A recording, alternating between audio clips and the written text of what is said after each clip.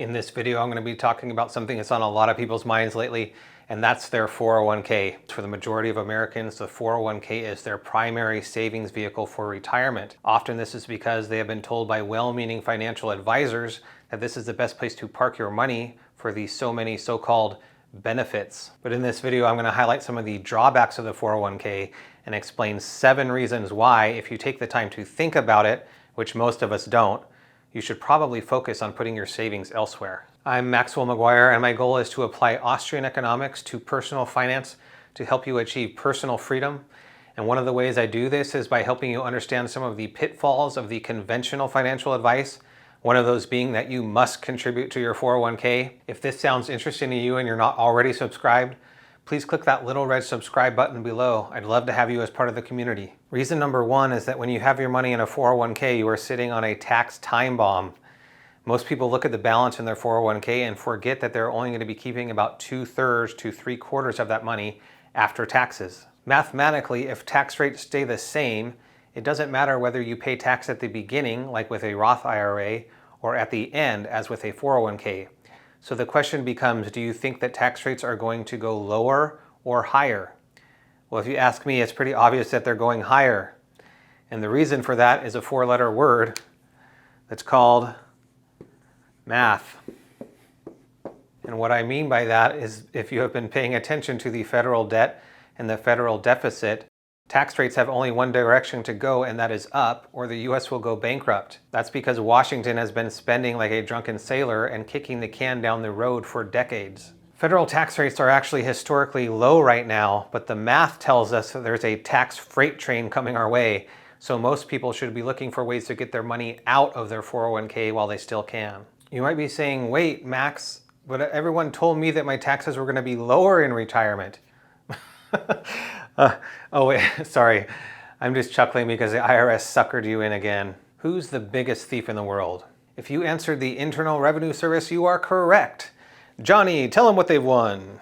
Truth is, most people have this feeling, but they lack the ability to explain that it is indeed theft. And I gotta credit the late great Nelson Nash on this one.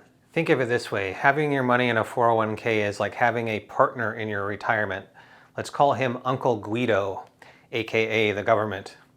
And the thing about your Uncle Guido is that he can increase his cut in your retirement at any time, and there's nothing you can do about it. Reason number 2 is the stock market casino.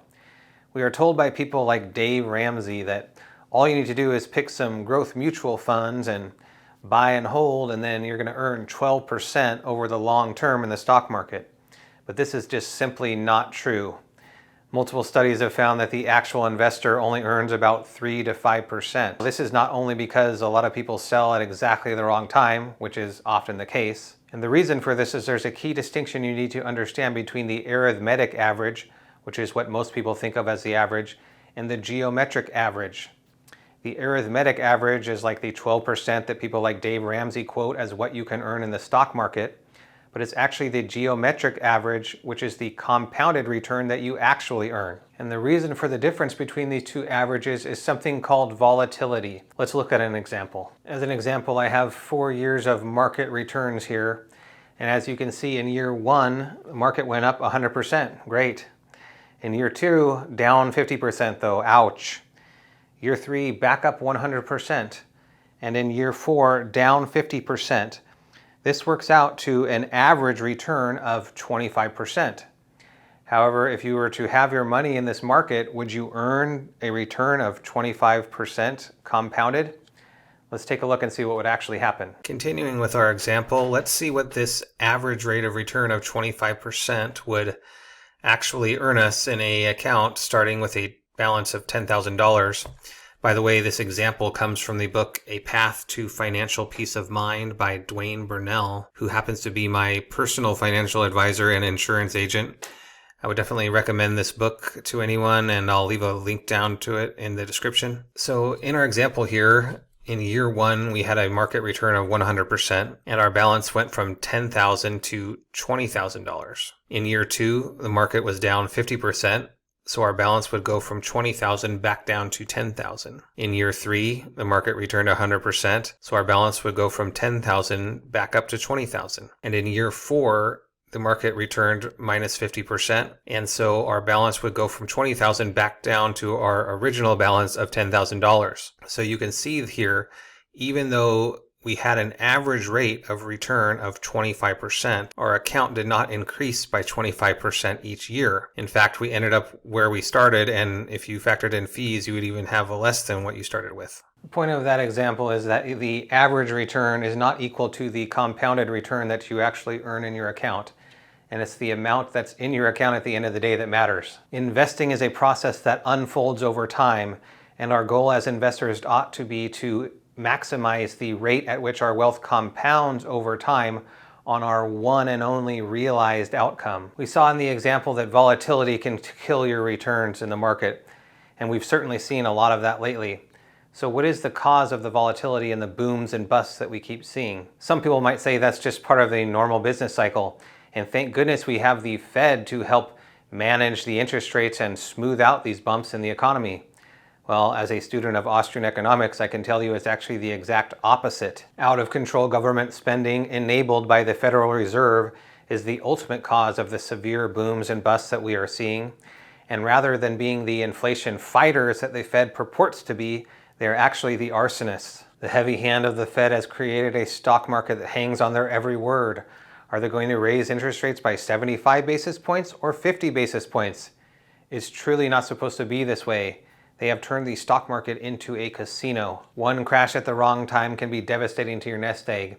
And as we've seen lately, diversifying between stocks and bonds isn't really going to save you either, because when correlations go to 1, as they do in a liquidity crunch, everything goes down. But don't get me wrong, I'm not against investing in the stock market. In fact, one of the main focuses of this channel is to help teach you how to hedge your risk in the market by using a style of investing I call Austrian investing. But the unfortunate thing with 401k plans is that this style of investing is simply not possible because of reason number 3, limited investment options. Most 401k plans only allow you to invest in a relatively small number of mutual funds pre-selected by your employer, sometimes with the help of a financial advisor. The problem is these funds are often inadequate to allow you to mitigate the risks that I spoke about in reason number 2. Are you able to gain exposure to inflation hedges like gold and silver in your 401k plan? Does it allow you to invest in individual stocks and ETFs that are outside of their pre-selected mutual funds? Some do, but most don't. And these are the investment products that you need in order to invest safely and avoid the large drawdowns that are going to kill your portfolio. The mutual funds in your 401k plan give you the illusion that you are diversified.